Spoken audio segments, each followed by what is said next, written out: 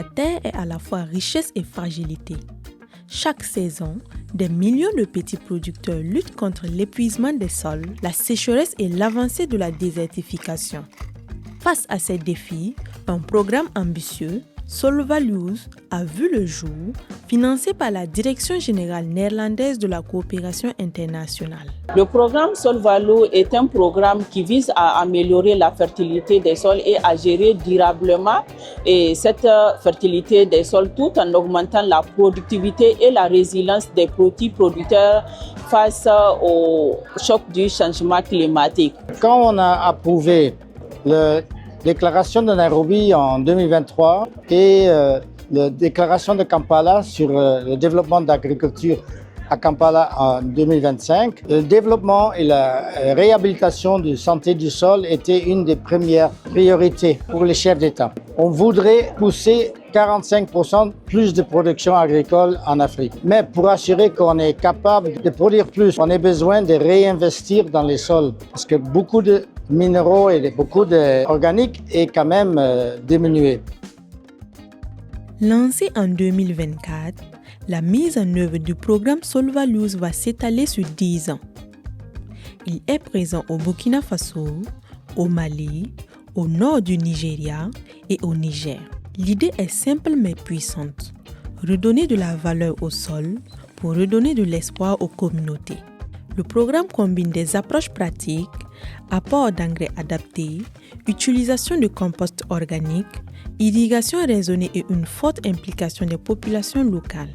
Dans chaque pays, des diagnostics sont réalisés avec les agriculteurs eux-mêmes afin que les solutions répondent à leur réalité.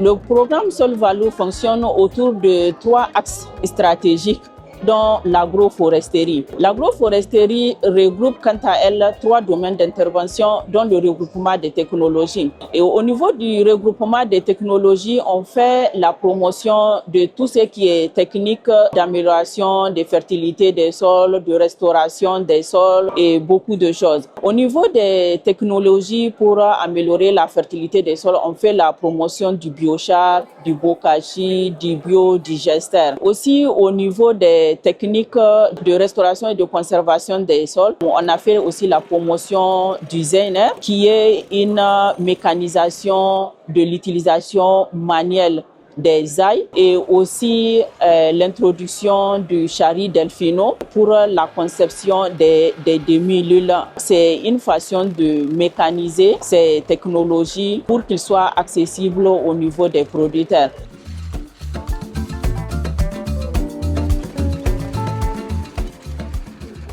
Ces technologies arrivent à répondre aux besoins des producteurs parce que ces technologies ont été choisies de façon participative et inclusive. Donc c'est quelque chose que c'est les producteurs eux-mêmes qui ont émis les besoins. Ce que nous faisons, on a des réunions avec les paysans, donc comme des comités villageois, comme on l'appelle à Burkina Faso. On commence à un niveau commun, communauté.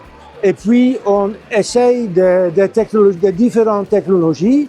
Et après tester ces technologies, les paysans disent « ça, c'est notre technologie favorisée ».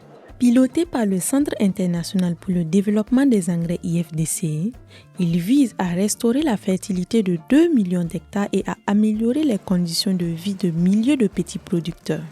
À cet effet, une coalition d'organisations dotées d'une expertise participe à sa mise en œuvre.